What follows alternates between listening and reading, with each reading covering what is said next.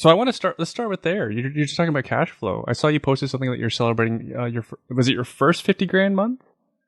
Yeah, I mean, like it's been building up to that, but this month is the first time where like all of the gross revenue, all of the income from all of my investments from real estate specifically, so not including any of the other online, income. I don't count that, but specifically real estate hit $50,000 this month.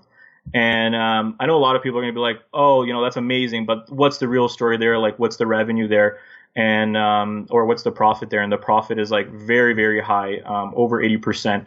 And a large part of that is due to the fact that I have now expanded my portfolios to have three different types of main revenue generating systems that I do now. And I'm constantly experimenting and tweaking them. But through these three systems that I call the rental hacking pyramid that we're going to talk about today, I'm able to generate like a multi six-figure income in a much faster amount of time than I would say the average investor. And I think the common misconception with real estate is that, we'll have to settle for mediocre cash flow or minimal cash flow.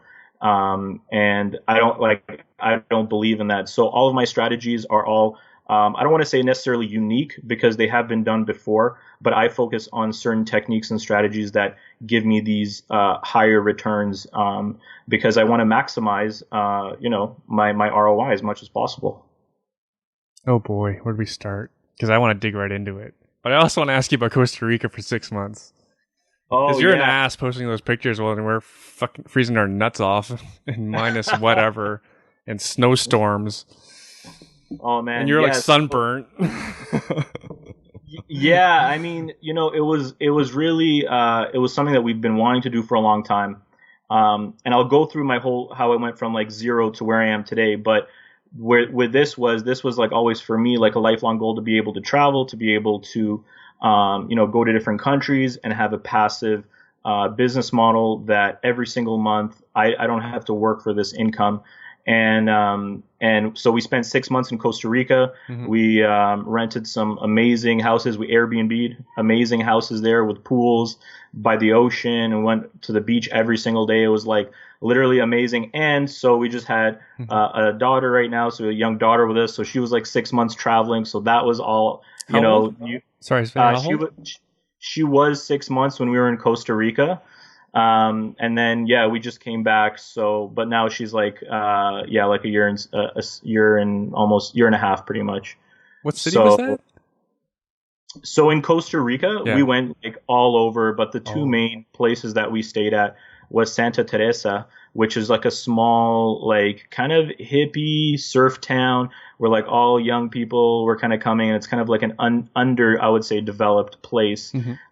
I would say that would be if you're looking for like what exactly is Costa Rica, like that is the place to go, and that's why we went there.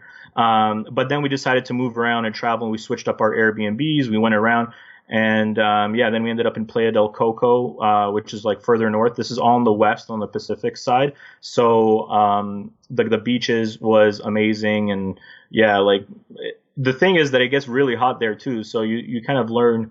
Hey, You learn you that you better not be appreciate complaining while things. we're freezing our nuts off in winter, Canadian It was winter. like it was over 40 degrees, so it was pretty hot. But yeah, man, it was awesome, and that basically that trip proved to me that that this is a really good passive business model. This can be done without you physically having to be there. Yes, you do have to have systems in place and people in place, Hmm. all this kind of good stuff before you can do that. But the fact that it can be done, and not Hmm. only that it can be done, but that I was essentially managing my contractors. As real estate investors, we do this, but I was doing this all from Costa Rica, right? And we're like Facebook, messaging each other and Facebook living and stuff like that while I'm on the beach, and they're over there. The fact that it could be done, it was awesome, and the fact that I grew my business as well while I was gone, and it was just like a truly amazing experience. And coming back, it just you take everything for granted here. I think in America, how easy we have things, and there is definitely people have hardship there, and it's definitely a much more difficult life. So I definitely felt blessed when I came back here, and yeah, it made me grind harder too. Right. I think they're still pretty happy folks down there, though. They do live in paradise. They live in paradise, and the motto is pura vida, which is pure life, the good life, not stressing. and that's all good. But it's still a shaky economy, shaky political kind of system. Like nothing dangerous or anything like that, but definitely not as first world country like we have it here No, in it's America or Canada. So they're a little bit behind there, but beautiful country. We loved it. We'll be back there for sure. We're scoping out some investment properties. Unfortunately, the Canadian dollar is like so weak right now, compared to the American. But yeah, you can pick up property there for 100 grand, close to the ocean, and Airbnb it and have it for free, no problem. That's awesome. How much was it costing you for accommodation while you were in Costa Rica? Yeah, it was around like I try to keep it around 2 grand a month because and what I wanted to talk about here is like what the experiment was for us is Air being actually our own unit. So it was like we already had it fully furnished, it was already done, and we were gonna go to Costa Rica, and the goal basically was we want all of our like travel expenses, all of our accommodation, everything being paid for by the Airbnb. Mm-hmm. And it happened. And not only did it happen, but like on the lowest month we pulled in like 3 grand, and then this month we're doing like 6 grand, and has been consistent between that range throughout this entire time. Now we're in peak season, so obviously like we're hitting $5,000-6,000 per month consistently from one unit. But even in the winter and the low season, we had more than enough. So that would always cover wherever we wanted to go. And, the Grant Cardone, there's, he has like saying, yeah, never heard of him, 10X. He's coming to your conference. So, yeah, like he has strong opinions and strong views on the fact that you should always be renting wherever you're going. And then, whatever you own, you should rent out. And for most people, I would recommend, that strategy is only until you kind of achieve financial freedom or remote or something like that, because I do agree with that when you are traveling or when you are going somewhere and you, for example, have the ability to rent out your own unit and travel somewhere for cheaper. And, we've been to Thailand before, and you could live like a king. Like my exit plan, my worst case scenario is me retiring to Thailand and living like 10 times wealthier than I do here. So it just shows you that, the power of money and having the freedom and location independence to travel, Mm-hmm. and how you can use that to your advantage. So I do believe in that. When Grant Cardone says that, I do believe that that's good for somebody who wants to be a little bit more nomadic or travel. And so that's essentially what we did. We rented out our unit on Airbnb that we were staying, and it's been killing it every single month, so much so that we are no longer living in that unit. And that is like a full rental property. And we just bought like a brand new pre-construction, like big house here for us for our primary residence. And it was still cheaper than us living there in a small 3-bedroom apartment in Toronto. Sounds pretty awesome. Yeah. Let's go to the beginning. What were you doing before you were investing? Yeah, it's something I don't talk a whole lot about, but I do mention it, from time to time, and I think it's important too, right? Like I followed the traditional model, very, like I said, very thankful for my parents. They always, provided for me and, pushed me. And, I ended up going to university, which was a big question mark at the time. And, I don't want to say that like I'm anti post-secondary school, but if you want to be financially free, if you want to be rich, if you want to not work a day job, that's really not going to be the model. Because what happened was I went to university and all that good stuff. And the only way I was able to get jobs and to move up, the corporate ladder was through connections and networking. Actually, where I went to school, all this amount really had nothing to do with anything. And luckily, I was, put a lot of summer internships through the advice of my parents, et cetera, et cetera. Worked at different banks, worked at different companies, all of downtown Toronto, et cetera.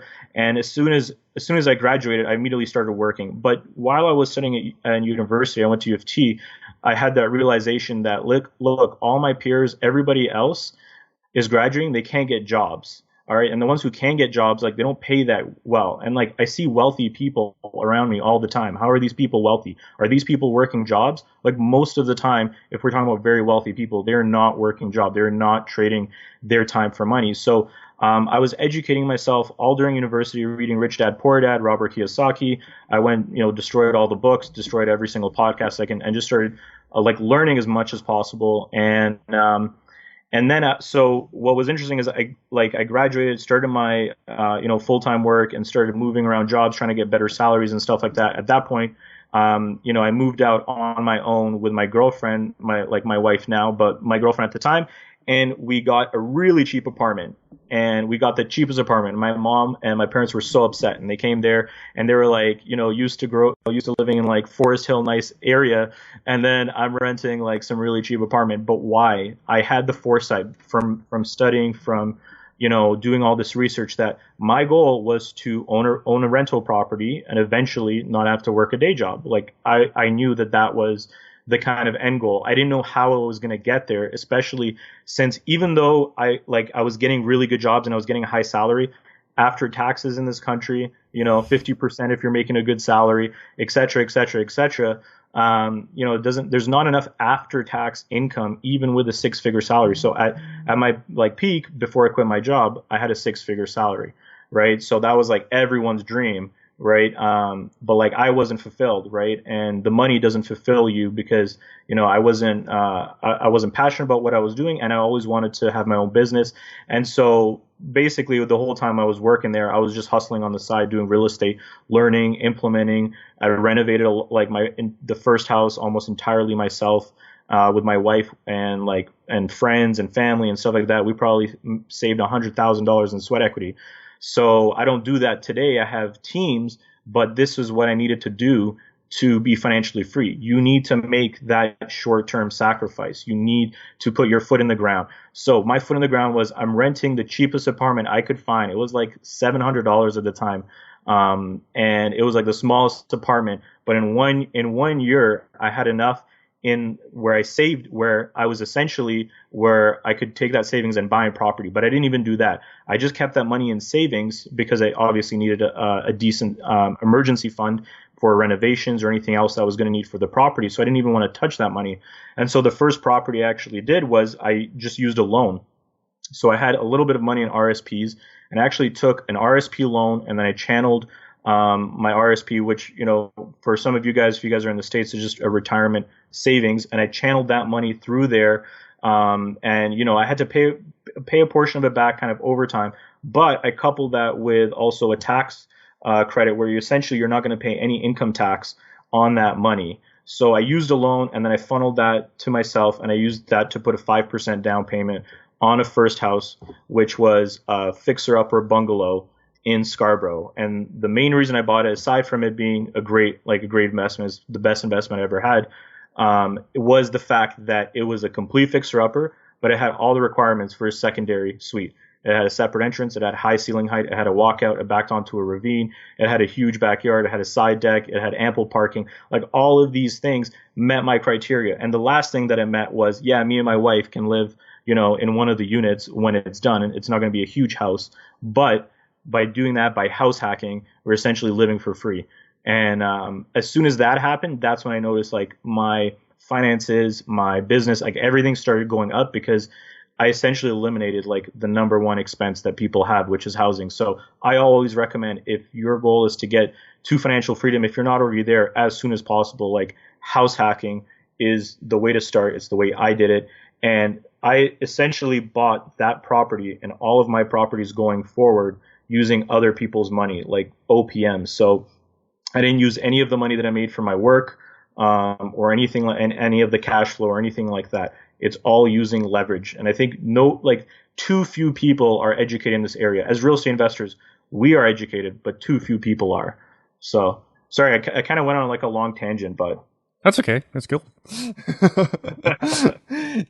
So with that Scarborough house, then where did the down payment come from? Or you're referring to OPM because you refied it and took all your money out? Yeah, so I needed to come up with 30,000, right? And coincidentally, that was the amount of money that I had in savings that I was able to save up in like that 1 year, with my wife at that really, cheap apartment that we had to kind of sacrifice for. But so I had that amount, but That was the same amount that I put on down payment, but I actually didn't use that money because I needed obviously to have, savings in an emergency fund, contingency, something at that age, as opposed to just working paycheck to paycheck. And that was the amount that I wanted to have. So I didn't want to touch any of that. Mm-hmm. So I used a form of other people's money, which was a loan. I just happened to channel it through my retirement savings and use some of the money. Like I had a little bit of money in there, but not really like much at all. So I managed to channel a loan through there, and then I passed it personally through the first time homebuyers tax credit. So I in a way like did not pay any tax on any of that income. Versus if I just took the money that I earned to buy the property, that would be after tax dollars. Mm-hmm. Mm-hmm. So this was before tax dollars. So it just made much more sense for me to and then to eventually slowly pay that kind of loan off or loan back. Right. And another thing that I did was, so we have the mortgage obviously. So that was 95% LTV. And the renovation, I actually tacked on another 40,000 into the mortgage by something called a purchase plus mortgage, or I believe it's a 203K in the States. And essentially it tacks on renovation up to 10% of the value of a property. So I used 40 grand, which I used to build the basement apartment from scratch. We saved a lot of money by doing sweat equity. I to this day use Home Depot 18-month financing. Shout out to Home Depot, free plug right there, 18 months. I mean, you guys make it easy for me. So that's basically what I do, and that's what I'm talking about. It's using other people's money, using leverage, lines of credit, loans, mortgages, whatever it is, private money, whatever you got to do.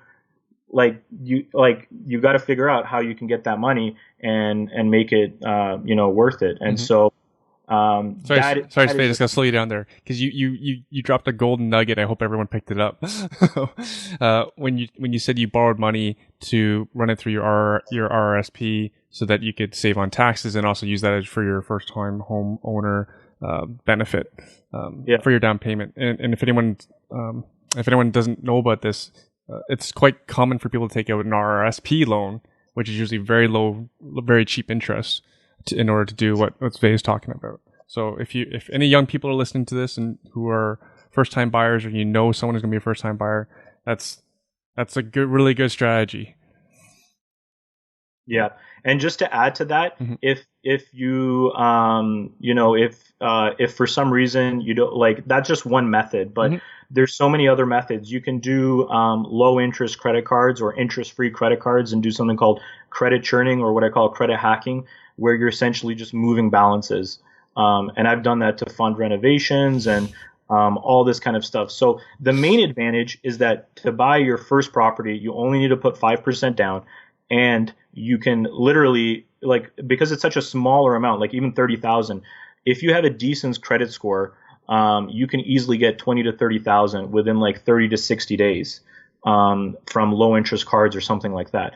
I'm not saying to finance your rental properties on high interest credit cards, but I'm saying you have to understand how to use leverage and whatever it gets done. So I literally every few months just look at my balance limits, try to raise them or try to get new cards, or I'm always researching what is the best way. And even though if I might not use everything, it's much, much handier to have cheap cash available to you if you need to do something quickly.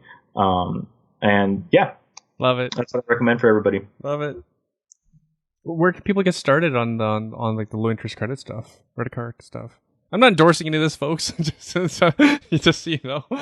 Yeah, I mean, okay, so this is a liability thing. I'm not saying that your strategy is not good. Yeah, and I think the number one thing is that we're not talking about the core kind of philosophy of this, which is the difference between good debt and bad debt. And everybody who's read Rich Dad Poor Dad knows the difference of good debt and bad debt. And so long as it's making you money, I will every day take on debt. If the bank comes to me and says, I will give you $10 million at a sub 6% interest rate, of course, you'd be crazy not to take that every day if you were experienced or knowledgeable real estate investor who's done at least a few deals. Anybody could turn that money into more than 6%. You know what I'm saying? So I think it's the fastest way in today that people can save. There's no way you're going to be saving 20% down for every one of your properties. There's no way, even if you're have a very, very high salary, even if you're a doctor or whatever like that. Like, it doesn't matter. You're not going to be coming up with, where I'm investing is like 100,000 to 150 with maximum with renovation every single time. No, you're not going to come up with that. And if you do, it's going to be after tax dollars too. So if you're putting $100,000 down that you saved, it actually probably cost you like 150,000 plus to earn that. And that's like a whole other area that people just do not understand, that concept, that debt, that using good debt, it's not even taxed. It's tax-free money. And not only is it tax-free money, but it's such a low interest rate, especially in today, that it's literally like getting free money. If inflation is minimum 3%, which they say, I think inflation is much higher, but let's say at least 3%, and you're borrowing at like 4%, like literally it's almost free money, right? So these concepts, a lot of people have to kind of understand and accept, and then the next step is, okay, how do I use this in like the least risky way possible to make the most amount of money? Let's just take a second to give a shout out to all the folks who are saying stuff. Actually, someone has a nice thing to say about you. Rasna Aurora says, been following your journeys, keep doing it, inspiring. And then Christy Allison McDonald wants to do a mastermind in Costa Rica. You can make your entire stay there deductible. I was so tempted to do it because we had like extra bedrooms in the houses, and I was gonna do a mastermind there and stuff like that. But hey, man, when you got a little baby and you got a little kid, your life is kind of revolving around that and stuff like that. So right. Just buy a boat and then Airbnb it. Come on, be a little bit creative. I actually have a colleague who's doing that. So crazy that you say that, but it's actually like a future potential investment that I made. Awesome. Okay, so how did you stumble upon STRs? So you mentioned you had a duplex in Scarborough. Yeah, so this duplex in Scarborough, which is like literally like been my holy grail. It's literally like just a gift that keeps on giving. And I have to admit, obviously, a part of that is the strong appreciation that we've been getting, within the past half decade here, year over year in Toronto. But that place really just showed me like what is possible with real estate, and to always keep grinding. And so what happened with that property is we finished the basement, we rented that out, we were living for free now, and we did it long-term, long-term tenants. So just getting started. It was a 2-bedroom suite, beautifully finished. In my opinion, like the best. It was still considered a basement apartment, quote unquote, but it's a walkout. So in my opinion, it's like the best apartment there in Scarborough. And always got high rent for it. And essentially from then we were living for free. And then we renovated over the course of like a year while we were working, whatever, our own unit. And that's where we dug into, because we were really interested in just doing as much as possible ourselves, just out of a learning experience, because we were so interested in being, successful real estate investors. So we actually renovated like 80 to 90%, aside from the major things like electrical or plumbing and stuff like that in that property. And did just very high ROI renovations, refinished cabinets, repainted cabinets, changed out hardware, extended islands and kitchens, and extended hardwood floor, and just redid the whole bathroom and did some nice exterior landscaping and stuff like that. So this is when I realized, like, how am I going to get the next investment property? And at that point, I was studying this strategy that Bigger Pockets was promoting, which was the BRRRR strategy, or the BRRRR method, which is basically that you're buying, you're renovating, you're renting it out, and then you're refinancing it. And so I also call that strategy the refinance hack. And it's a hack because literally the bank will give you cold hard cash at, like we said, near free money with such low interest rates, just based on the value of your house. So by doing so, we immediately were able to get $100,000 home equity line of credit, which we used for the second property, which at that point we had to buy further away. So we had to research new markets, because at that point the properties were way too like they appreciated way too much. They're a little bit, I'm not going to say overpriced, but not good criteria for a rental property. The cash flow didn't make as much sense, especially if you're just doing the kind of duplex or secondary suite conversion model where you're renting 2 units. So we bought the second property, again, used all leverage, all financing, used a home equity line of credit, again, used Home Depot 18-month financing. The good thing is with that unit is that we were still getting our feet wet. And so I didn't want to like completely do a crazy renovation. So we immediately had one floor rented, and we started renovating again a basement to do the secondary suite, and all of that kind of stuff. But the difference with this model is I was researching into the room rental model, and I was looking at how can I get more cash flow. I wasn't satisfied with 500 to max 1,000 per month. I really wanted like a few $1,000s per month cash flow. This is before I discovered short-term rental, and I started doing room rentals long term. And I just started renting out each room by the bedroom, made sure that it was in a city that allowed it, and made sure that it passed all building codes and fire codes and all that good stuff. And by doing this model, I was able to consistently churn out like minimum $1,000 to $2,000 plus per month in passive cash flow just by renting out rooms. And that strategy is what I call like just rental hacking. That's a rental hacking strategy, is that if you can just get a couple of room rentals, in my opinion, properties, you don't even have to get into short-term rental because it's a whole other ballgame. But if you just do a couple of long-term room rentals with like 2 or 3 properties, you could easily have, $5,000 plus per month in passive cash flow. And I think that's enough for most people to live comfortably on without, being excessive. And I don't think it's a little amount as well. Like you could live off much less than that. Right. And be a lot more frugal if you wanted to.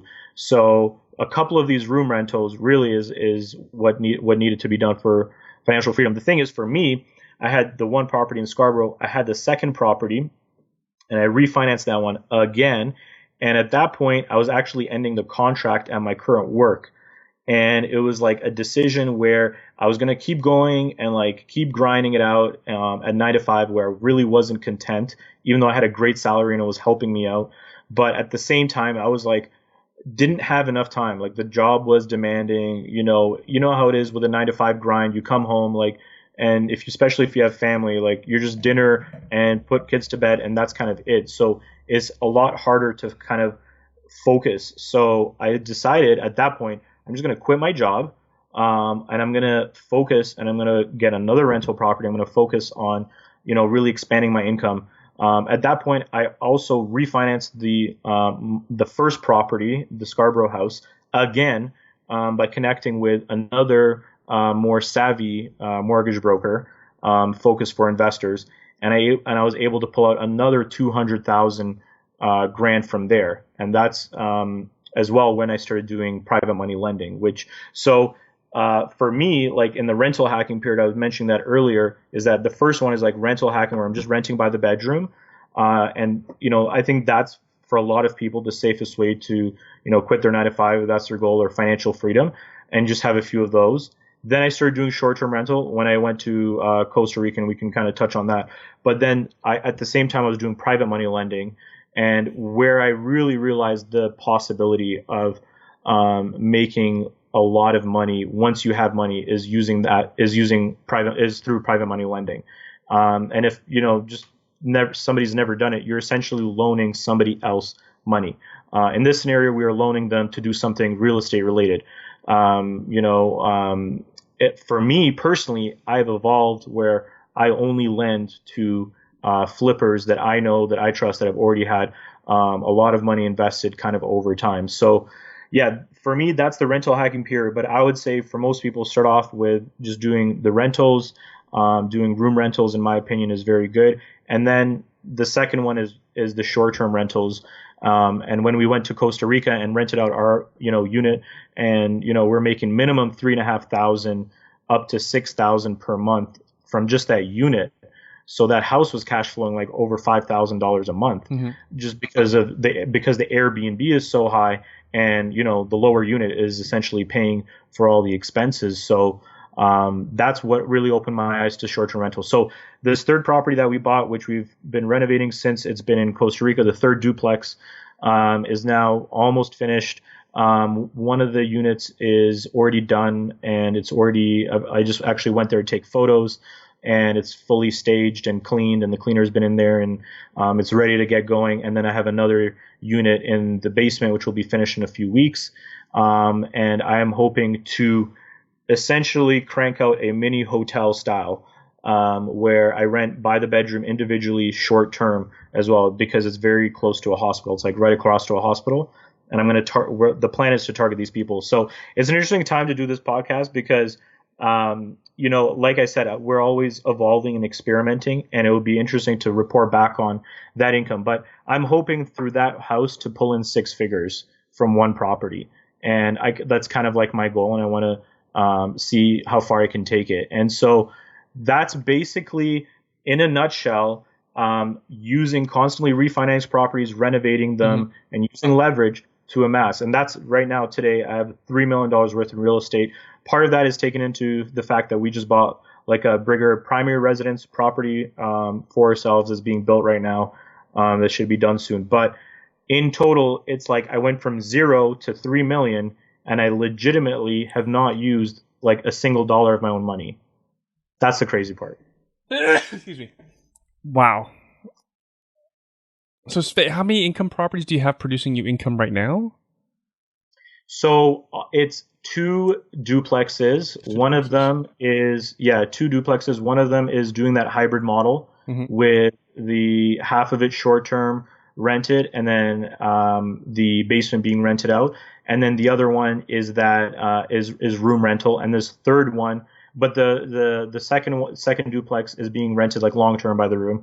And then this third one that is about to go live will be like a short term room rental, but also 2 units. And actually we turned a 3-bedroom, 2-bathroom bungalow into a 7-bedroom, 3-bathroom duplex. So we've almost like doubled square footage and everything like that. So it'll be really exciting to see where that where that takes us. So as you can see, I don't have a huge portfolio. Yeah, I'm impressed how much money you're able to extract out of just 2-3 properties.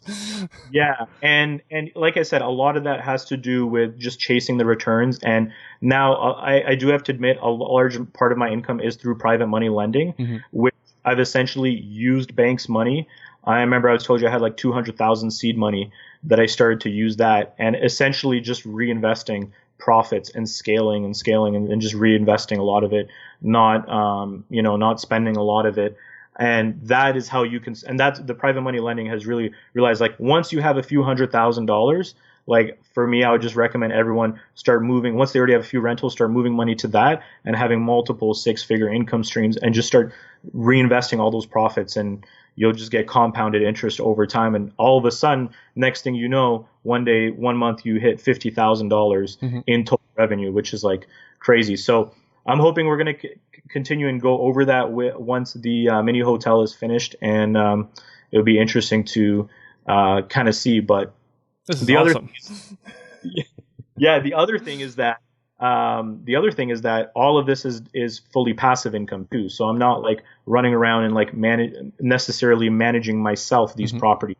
I'm using like proxies and other people so that I can manage it from my laptop. So that is for me was the impressive thing, that I could literally get it to the state where the business could be fully passive. So one of the things I actually want to talk about for a lot of either new or experienced investors is really right now with technology, how good we have it with technology today with monitoring, securing your properties using technology. So all of my properties are smart home automated. They all have Nest thermostats, which I control temperatures. They have temperature sensors in every single bedroom on every single floor because, the temperature might be different. I have exterior cameras surveilling the property 24/7 with signs that are posted. And this is just through experience that I've learned. But once I've started implementing these home automations, it's literally made my life so much easier. The one thing that's key is smart locks for short-term rentals, and being able to program a code on the fly from my smartphone, as soon as I get a booking, and having the code, having a check-in and check-out time and a code expire after then. And all of these kind of things. Another technology that I use is something called Noise Aware. Shout out to Noise Aware. And they detect the loudness of sounds in your apartment building or unit. So if somebody's having a crazy party, you will get a text message or a ping notifying you, hey, it's above this certain decibel. you should contact, this person before, disturbs other guests or police come or something like that. So by using this home automation, I've allowed myself to really make the business passive and not have to rely on as many people. So for my short-term rental business, I also have a piece of software that emails the guests when they book and all of this kind of stuff. And it integrates with my cleaner and sends her the calendar and the schedule and all this stuff. It's called Your Porter app if you guys want to check it out online. But that's what I use. I mean, there's many vacation management softwares, but by using like smart technology, I have made the jump. I've probably eliminated in-person jobs, and I've made it much, much easier to manage. I love being able to, at any point in my time, flip open my phone, check out every single camera on every single one of my properties, know exactly what's going on, seeing that my contractors are working on one property, seeing, who's on another property, making sure the lawn is good. Like once you do this, you actually, like the need for a property manager certain things can be delegated to like other people, and you can automate it. And one of the reasons I love short-term rental, aside from the cash flow, is literally it's just me managing it and just my cleaner going in there and cleaning. I don't even have to message her or them when they go cleaning. They're just going, they get automated messages. They have a calendar that they check. It's like fully automated. And if there's just something that needs to be fixed or something, there's a handyman that's on call, and that's it. Like you don't need to give 20% away of your revenue to a property management company. And you just need to have people in place. You need to have handyman or contractors, general contractors, and cleaners for a short-term rental. The rest you can manage. If you get to a really large operation, you can hire virtual assistants to help managing the messaging.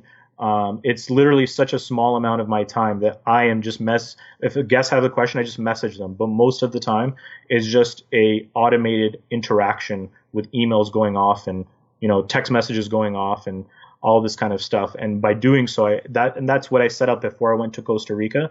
And by doing so, it really allowed me to make much, much more passive business model than I was before, than panicking from Costa Rica. Oh no, what's going on with my properties? And that kind of stuff. So I think that's going to be important going forward for people if they want to, manage it remotely and have a little bit more safety, especially when it comes to short-term rentals. This is all awesome, Say. If anyone has questions, go ahead. If anyone's watching, they see me looking down, it's because I'm looking down at comments. And we just to take a quick break. Jamie Blacklock is asking if it's a house or a condo. It sounds like it's a house because you're duplexing it.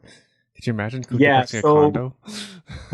Yeah, and you know what? Like for Airbnb, I know a lot of people do. They do condos, or they do something called rental arbitrage, which I don't do, and I'm not knocking on rental arbitrage. And who knows? I might experiment with it in the future if I want to. But for me, my strategy, my overall real estate investing strategy, like most successful investors, is buy and hold. Right? Where we want to own the asset.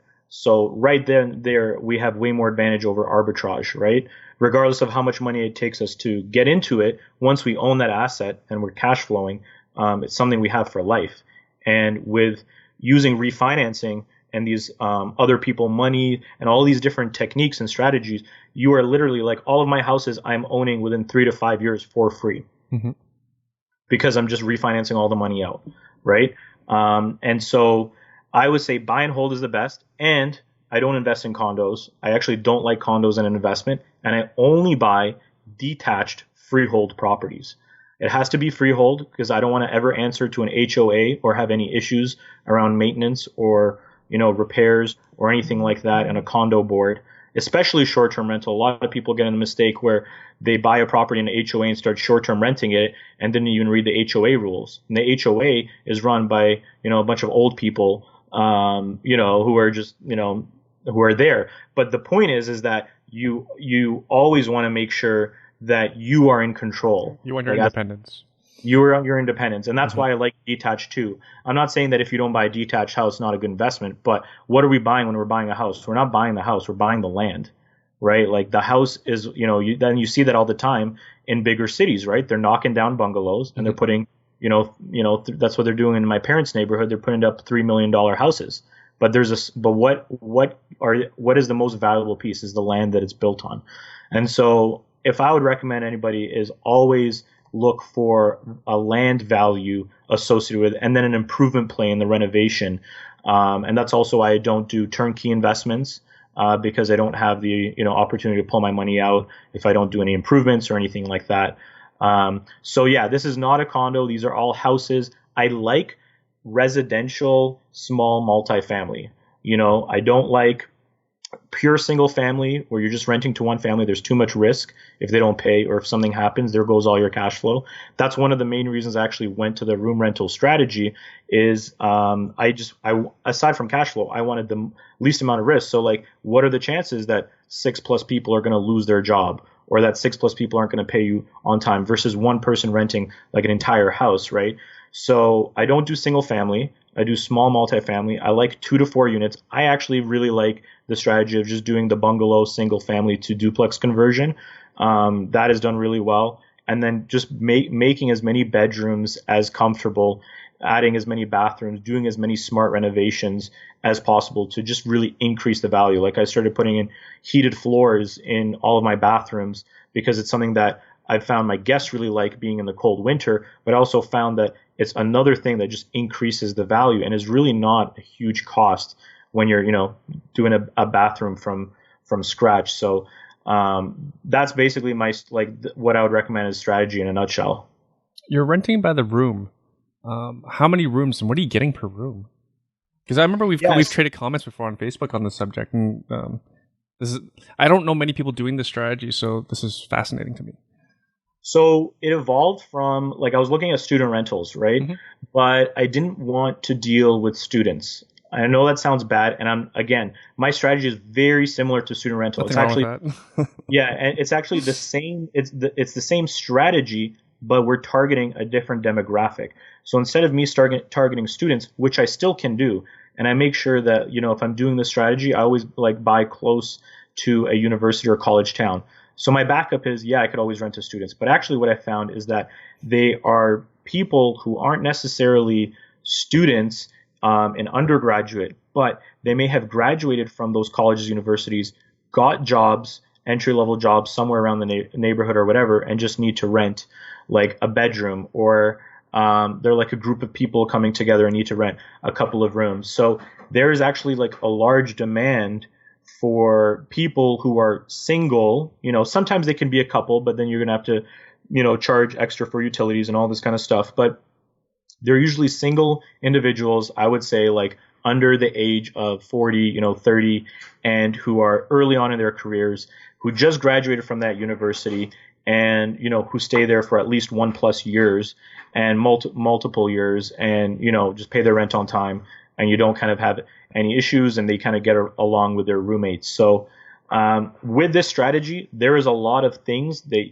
I've learned over time that you need to know. And I'm not going to go through all of them because I have like a whole course that teaches you this. But the main thing is, like, if you're renting rooms, you got to make sure that there's cleaning schedules. There's agreements between people's stuff. Like if somebody's bringing some furniture or something, right? And like all this other kind of stuff. So there's these very specific things. But if you execute the strategy properly, you can get very, very good cash flow, 2x multiple, 2 to 3 times X multiple, what you would similarly do for just a duplex. Some people think, it's more hassle, it's more work. And when you have turnovers, like you have more turnovers because there's more, units available or more rooms available. But the thing is that if you have created like a passive automated kind of system, then, then it's just a part of the standard operating procedure to go and kind of fill that room. So I'm also playing with the idea of potentially, again, I really like also this hybrid model. I don't think too many people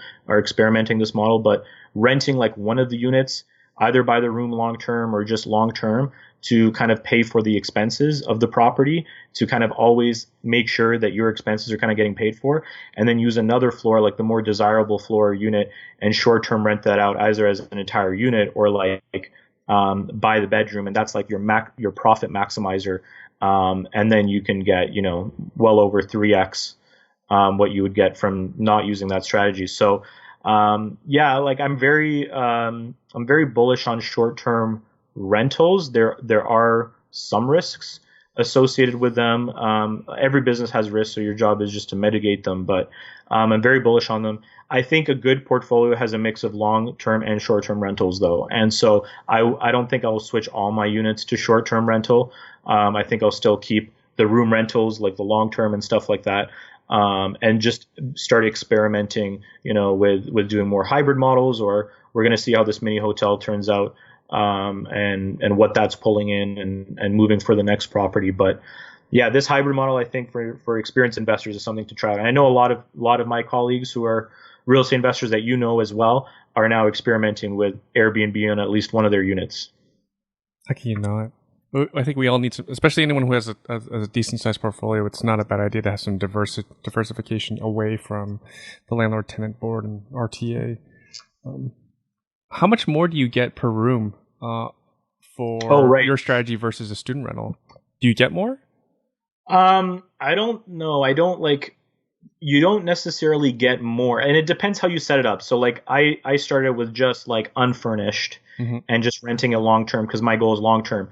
You could do, and like this is what I was alluding to with the hybrid model, is you could also do the same thing with furnished, and just do like short term or monthly. But I was just doing strictly unfurnished, so it's essentially the same as doing student rental, but you're not necessarily targeting students with a high turnover, because my thing was I didn't want a lot of turnover. I wanted it to be much more passive. But I still wanted that same cash flow as a student rental, and everybody knows that student rental is cash cow. But I also know, like, I was a student and I've seen student rentals and I've seen what they're capable of. And I've never had those type of damages in my properties. Whenever, my tenants leave, like the place is cleaned, like the place is nice and clean. Like I don't even need to get it cleaner, if they've cleaned it up nice. So, that is why I went there, is because I went more with the passive, model, but I'm still generating. Yeah. So what I charge per room, right now, $600 a month. Per room. Obviously, it depends. You got to play with it depending on the room size, whether you're on a main floor or in a basement or upper or lower unit, whether it's a master, all that kind of stuff. But it's like $575 to $600 per month right now is kind of, I think, is kind of safe. It should be higher, in my opinion, on some of these, because rooms we're renting for $500 to $600 per room, 10 years ago, kind of thing. So, and how many bedrooms do you have? So I always shoot for a minimum of 6 bedrooms in the house. So I have 6, in that one. And then I could have fit a 7th one. But I just didn't want to, I didn't want to confine the space too much, and I wanted to leave a living room. So I always have backup strategies. So I left a living room. Essentially, I left a living room that could have been another bedroom, but I decided to leave a living room, put in like washer, dryer, make it kind of like nice, have a little common area for the tenants, just to kind of appreciate that, as opposed to just maximizing it and just being rooms, and a kitchen. And like I said, I always have a backup strategy. So okay, worst case scenario, you can rent the entire apartment if for some reason you're having trouble filling the rooms, or you just, don't want to employ that strategy. So that is the other thing, is you always have to have exit strategies in your play. Like even with my mini hotel, if that doesn't work out, then I'm just going to rent the units short term. And if that doesn't work out, then I'm going to do a hybrid model with renting 1 unit short term and 1 unit long term. So it's with being an investor, it's also, you have to try things, right? Like there is no right or wrong answer. And if your goal is just to make, a lot of money, then you're going to try harder at different things, right? And so that's why a lot of times it's like, how much is that extra cash flow worth to you? Just being a little bit more creative, hustling a little bit more, figuring out a little bit higher return strategy. I see Tom had a comment. He's like, after paying utilities, how much would you cash flow? Yeah, so I got 6 rooms at $3,600. I rent a garage out for $100, and I was thinking about putting in some sheds. Right, so these are all creative ideas that I do to kind of extract more cash flow. If you have parking, like extra parking, you can easily rent that out. So it's a bit more than that. But utilities, you know what? Utilities people think that having more people, your utilities are going to skyrocket. My utilities are about the same, which has always been around $200 a month.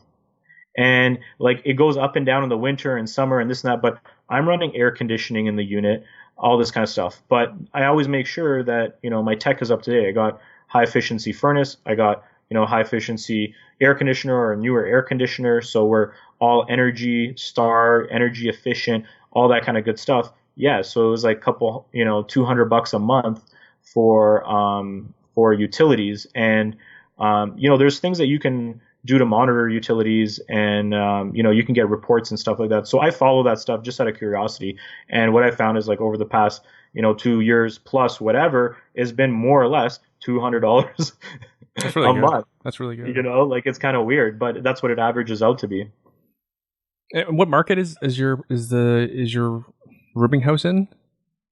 Yeah, so Peterborough is that one, and that's where like I'm kind of investing now. I think that it has a lot of growth potential, and I've been doing pretty well there. I think that it's a great place where you can still pick up good properties, sub 400K properties that are prime for duplex conversions or any of that kind of stuff. And otherwise, you could also just do like a single family home and have like one kitchen, let's say, and a bathroom, and just you don't necessarily need to do multiple units, but the refi value like will help you out a lot. So I found that it was kind of worth it. But yeah, you can execute this strategy just having like a single family house and having like 6 bedrooms, but having just like one really big kitchen. But I would like what I recommend is to split it up if you can. If you're in an area that you're investing that allows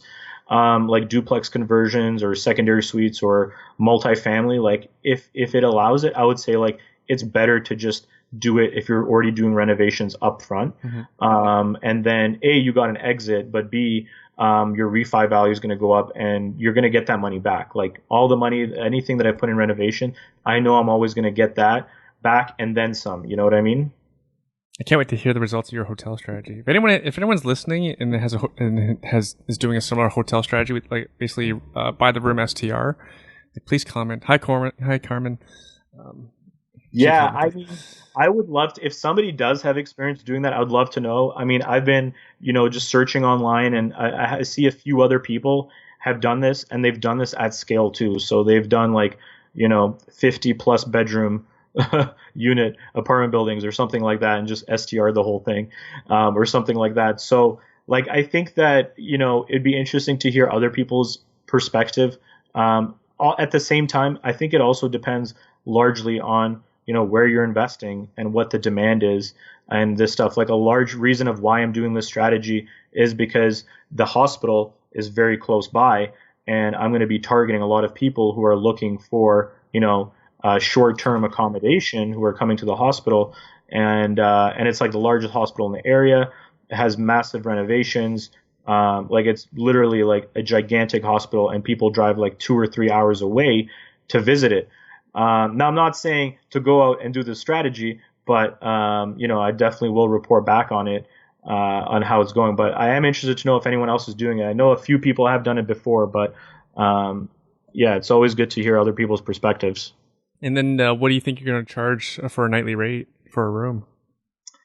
It's going to depend, but what like my goal is so it'll be around like 60 to maybe like $80-$90 per room. I want to beat out so there's only like one hotel in the area, and then the Airbnbs are all like units that you have to rent out the entire unit, and with like a much higher nightly rate. So I'm trying to beat the hotels and just trying to get a lower price range, but I don't want to be too low as well. And that's without cleaning, right? So I will charge a cleaning fee, whatever it takes my cleaner, obviously to clean on top of that. But I think if we're at around all in the sub $100 mark, I think that is like and by the way, my renovations are all like high end. The apartments, they're all high end looking, they're all like high end. So they're not just like you're going to slap it together and it's not even renovated, but these are all nicely renovated units and apartments. And that's why I can also command a little bit more premium pricing on, all my rental units. I'm always at the top of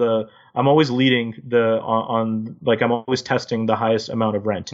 I'm not the highest person necessarily, but I'm always testing it, and I'll go just like maybe below the highest person, or I'll go just maybe below, but I always want to be at the top of the rent. I don't want to be the bargain when it comes to short-term rental or even long-term rental. I don't want to be like the apartment where it's like, oh my God, it's such a steal, because this landlord has had it for 30 years. Well, if you're going to, have it for such a steal, then you're not going to be able to maintain and renovate that property adequately. And also it doesn't help your cash flow. So I've always aimed at the highest. I've always renovated to, the best quality that I could do. Bear in mind the budget. Like, I'm not doing crazy stuff, but just smart renovations, but always making them look very nice, very high end. And I've always gotten, premium rents, whether it's short term or long term, as a result of that. And so the short term unit that's killing it right now, that's like did $6,000 this month. The thing about that is that I actually just increased the nightly rate, and I'm pushing the nightly rate, and I'm at 210 a night right now, and I know that I can be at 250 a night next summer, plus in the high season. So yeah, you if you do quality renovation and quality work, like, you should be asking premium money for that, and people will be glad to pay that. To finish off with your mini hotel strategy, how many rooms are you renting? And then are you going to have locks on each door? Yeah, so each door is a smart lock, automated with keypad, keyless entry. Right. There's no locks on any, like, no physical keys that anybody can use anywhere, like, on the property, basically. So I never have any key exchanges or anything like that. Everything is smart locks. So yeah, I had to buy so there's 7 bedrooms in total. I had to buy 7 smart locks. That's pricey. Plus, I had to buy 2 for each front door, right, to the entryway to the apartment. So I actually had to buy 9 smart locks. Good thing is that I went to Lowe's and I did a price match with an extra 10% off, and now like a $225 lock ended up being like $160, which I then financed on, again, a credit card or something like that, and just keep rolling with it and use cash flow and to pay it off, and then once it's available again, use it again and keep going. So yeah, you like the mini hotel will have smart locks and like home automation to the most degree, and I'm gonna see, like, there's noise aware as well on the property, but I'm gonna see even installing maybe water meters. I have a sub pump in there, so I have sub pump meter and detector, water detector, all that good stuff. So yeah, I'm trying to get it as automated as possible, and it's going to be exciting to see what is going to happen with it, and whether is going to be like the best investment that I ever did, or is it going to be the biggest flop that I've ever did. I don't know, but stay tuned. Yeah, worst case, you own the house. Sorry, how many bedrooms was your mini hotel going to be? So it's 7 bedrooms, 4 bedrooms on the main unit, and we added a second bathroom to it with 2 bathrooms, and then 3-bedroom downstairs. And by the way, these are not like, if you're thinking about like how big are these bedrooms, like, they are all decent sized bedrooms. These are not like tiny little small bedrooms in a crime. It's like, no, I'm literally just using the existing footprint. And so, in this case scenario, there was a garage that was no longer a garage and wasn't being utilized, and we converted all of that to interior square footage, and built like a whole other master bedroom back there, have a whole other storage area. Like, there was a lot. Like, this has been the largest, the biggest project, the most renovation, the most amount of things that could go wrong has gone wrong. The most cleaning bill. That'll be the biggest cleaning bill for sure. Oh my God. Yeah. When the cleaners sent me the post renovation cleanup bill on that, I was just like, well, even the ongoing, right? All right. They got rooms to clean.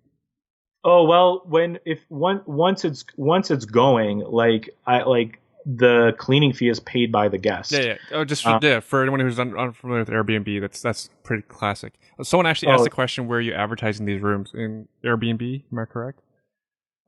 So if they're like long-term rentals, and I'm just doing the room rentals, I'm advertising on Kijiji and Craigslist and Facebook and whatever free, or whatever is being used, I guess, in your area, right? So I know certain websites are more popular for other websites, and you can like post your place all over the place. Most of mine have actually come from Kijiji, like a few from Craigslist. I don't even really post to Craigslist anymore.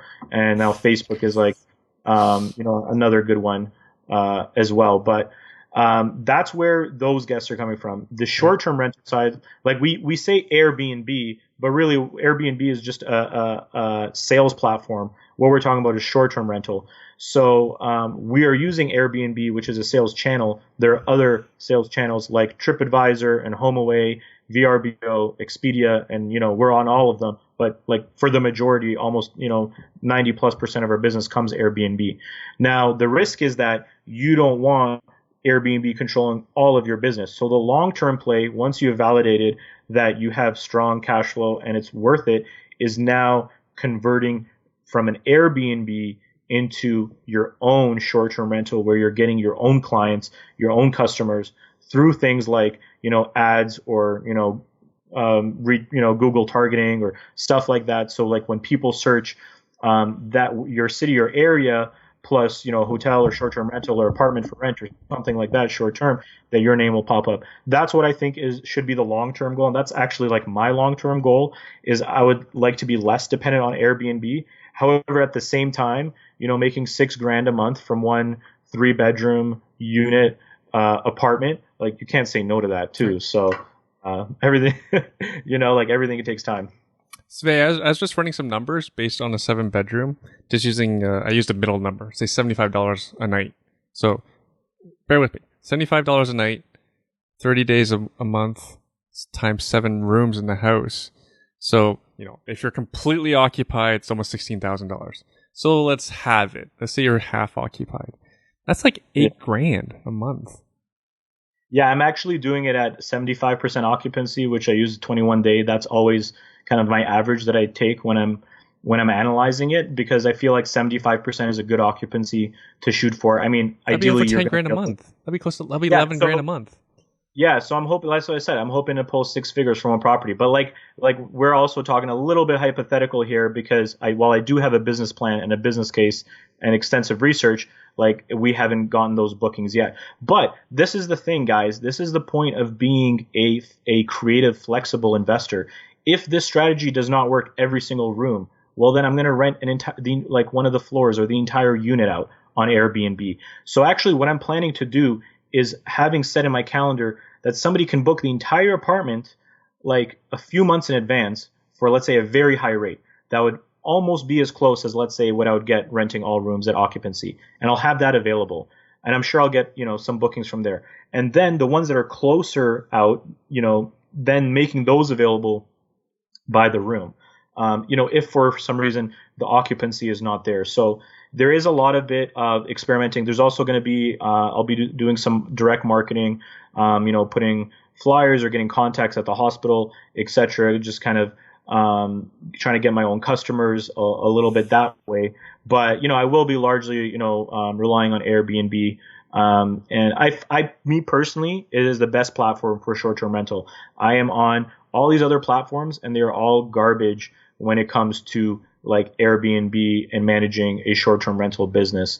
And I've just had headaches with other sites like booking.com and everything. And I'm like, I'm not going to bash them, but like, yeah, like I don't even use booking.com anymore. But Airbnb, and then the goal is to then move to direct, to customer with direct marketing, and owning your own customers. And so Thomas asked, I think it's a good question about, when it comes with city bylaws license, I only invest in places that allow short-term rental.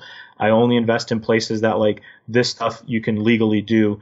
And that's what I would recommend for everybody else. So a lot of people invest in short-term rental into a market that has not been either regulated, there's not been like a decision on the regulation, or it's illegal.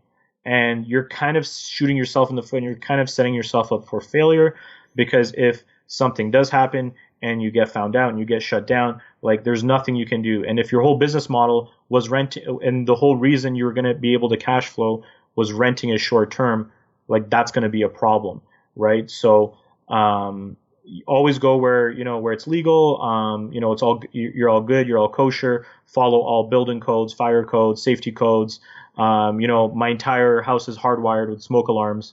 in every single freaking room. It's such overkill. But why? Because that's the building code, it's the fire code, it's safety, it's important, it saves lives. So we do it, right? So I think where people get tricked up on it is they invest where it's not legal or it's not yet decided, and then they don't do things per building code or fire code or whatever, and then get into some kind of hot water there. So if you meet those criteria, it's really that's all it comes down to it.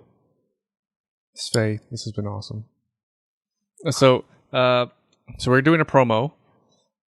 Sve is obviously a wealth hacker. Unfortunately, he can't be at our wealth hacker conference. So for anyone who is going to be at the wealth hacker conference, if you buy a ticket and you use the discount code Sve, which is actually spelled SVE, then you'll get Sve. You have a free a mini course? Yeah, so you'll get my free I have a 7-day free mini course, rental hacking, as well. And so every wealth hacker should have this rental hacking package. Yeah, pretty much. And like the free mini course, I actually spent like a lot of time. It's not one of those clickbait things that I just do to grab your email or something like that.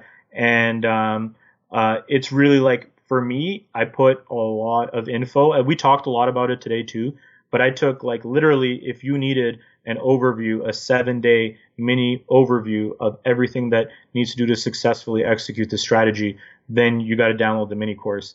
And I made it for literally the new person. And like, I've thought of how would I write this so that somebody, and when I was in their shoes, when I was new, can also get this and understand this and execute this strategy. So yeah, people tell me that just from the mini course that they gain so much knowledge and value and all that good stuff. Well, hell, I gained a lot of value just talking to you here. Russell Westcott, just want to say hi. Hey, call me dude. That's all I'm saying about Russell Westcott. So one last time, unfortunately, Sve has other things to do. He has to be in Mexico with his family during the Wealth Hacker conference. But if you go to wealthhacker.ca to buy a ticket, use discount code. You save 10% across all tickets. SVE is the discount code, and Sve will get you a copy of Sve's mini course. We'll cover a lot of this stuff, and this is impressive stuff. I'm really impressed how much you're able to extract from not a big portfolio. Yep. And we didn't even actually talk about this, and I just wanted to touch on it. But again, a lot of it, has come down to networking. And since I have started, being more involved on social media, connecting with real estate investors, etc., my income has also been increasing as well. So actually, I'm on track, if you can believe it, to make $1 million through Facebook connections alone. See, people spend more time on Facebook. Yeah, like people think that Facebook is just like a tool, but they don't realize, like, literally Facebook is like the best way, in my opinion, to to network and partner with people and raise capital and raise money. So like I said, a lot of that income is from private money lending as well. And so now I offer as well other people to get in on it, and I'm offering double-digit returns for private money lending. So if you are interested in lending out some of your money, whether it's money that you have on a line of credit, like we talked about, OPM, or just some of your own money, maybe the best way is just to reach out through the rental hacking page on Facebook to find me, or just finding me on Facebook as Sve Pavic. I also have a free Facebook group. If everyone is not in that, I know a lot of people are watching that live right now, but if you are not in my free Facebook group, let me know. It is rental hacking. So you have to search real estate investors and entrepreneurs group in brackets rental hacking, or you can go on my Facebook profile and find the link through there.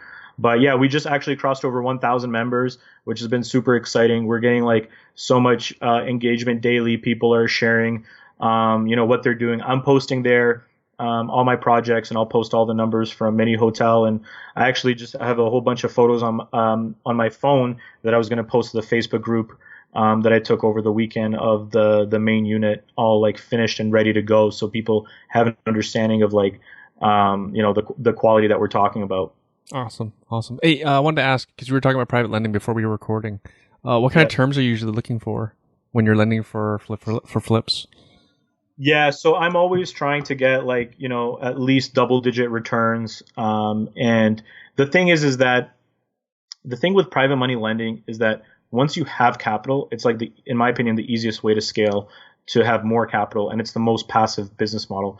So, yeah, so I'm looking for double digit returns. I'm looking for somebody like there's a lot of criteria with private money lending, but in a nutshell, somebody who is in the game as me, I'm targeting flippers who are in the game and who are recognized in the community, who, either appear in magazines or have a podcast or something like that. Like this is their full-time business, and then lending to them, and trying to negotiate, a decently good rate, better without, going through a mortgage broker, as well, and just to get a higher rate of return. So you're kind of cutting out the middleman. But for anyone else, like you can go through a mortgage broker all day and get like 7% on the low end, all the way up to like 12%.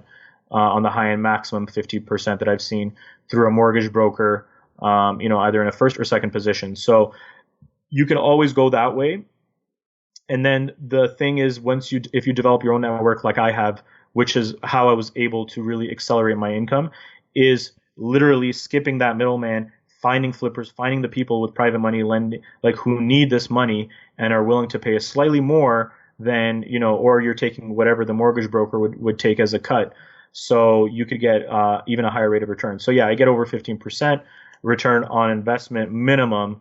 And yeah, and so if anyone's interested, they could message me and let me know. But yeah, I pretty much pay out double digit returns as well. So it's going really well, and all of the people that I have are now forming into like colleagues, like that we're going to be partners for a long time. And I think that's the other thing, is like always trying to find the win-win, and it's not just about you making as much money as possible, but like you said, like agreeing on the terms with the person, and like what are those terms going to be, and is the money worth it to you to be lent out, or can you do better returns on your own projects, but it's going to take you more time. So one of the reasons I liked private money lending and the reason I started it was because I had that large home equity line of credit. I had a large funding that I used from a refinance, and I didn't want to stick it back into properties and wait, 6 months plus, whatever it is, with renovation and everything like that. I wanted cash flow from day one, and I wanted something more liquid so that if I ever needed my money back, it's not necessarily stuck in real estate. And so that's the pinnacle, in my opinion, of that rental hacking pyramid that I'm talking about, which is private money lending's at the top. So once you have the money, then you're just using that to make more money and continuing, you're going to continue to acquire more properties and stuff like that.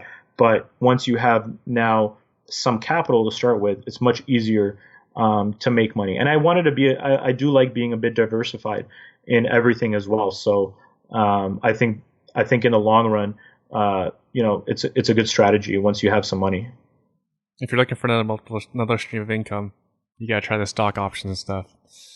I saw that you were talking about it, so I'm gonna have to pick your brain. I saw you did a Facebook Live with a guy, so I'm gonna have to see that, and we'll have to talk about that. But listen, so other people know, like I it's not like I've only done real estate. I have tried and failed in multiple businesses. We all have. That's how we all ended up here in real estate. Like everybody has the shiny object syndrome at the beginning. So we've all failed in affiliate marketing, or like we've all tried affiliate marketing. Yeah, we've all tried to be stock pickers.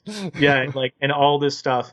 And I actually I spent this is not part of the story at all, but I spent like a year developing a product, importing it from China, and selling on Amazon. And it started, and in one day I made like $2,000. And right after that day, I got an email from Amazon saying your listing and your account has been shut down because there's another Chinese guy who's claiming he has the patent on this thing when really there was no patent to begin with. So like I've done this, I failed. Me and my wife did an Etsy store where she was making handmade custom signs and everything like this, and then it was making good income and all this kind of stuff. Right. But at the end of the day, like all of those things like it was not a consistent, dependable, passive income stream like real estate was.